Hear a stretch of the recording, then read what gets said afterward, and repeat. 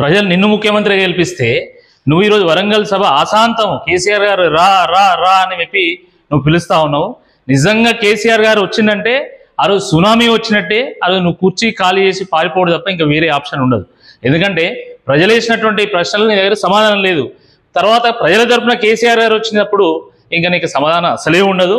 ఖచ్చితంగా నువ్వు పారిపోవాల్సి వస్తుంది. నెంబర్ 1. నెంబర్ 2, నేను తొక్కుకుంటూ వచ్చినా అంటే ఈయన ఎవరిని తొక్కుకుంటూ వచ్చిండని చెప్పి మేము ఆలోచన చేస్తున్నాము. కానీ ఆ సమయంలోనే నీ పక్కన్నటువంటి కోమటిరెడ్డి వెంకటరెడ్డి గారిని, ఉత్తమ్ కుమార్ రెడ్డిని, బట్టి విక్రమార్కని చూస్తే అప్పుడు అర్థమైంది నువ్వు ఎవరిని తొక్కుకుంటూ వచ్చినావు అంటే నువ్వు ఏ పార్టీ నుంచి వచ్చినావు, నువ్వు ఎవరిని దొక్కినావు, నువ్వు ఎట్లా ముఖ్యమంత్రి అయినావో తెలుసు. కానీ నిన్ను ప్రజలు ఎట్లా దొక్కాలనో కూడా ప్రజలకు తెలుసు. ఎందుకంటే నువ్వు ఇచ్చిన హామీలేంది, ఈరోజు ఏం చేస్తున్నావు, ప్రజలు మొత్తం వ్యవహారం అంతా కూడా చూస్తా ఉన్నారు.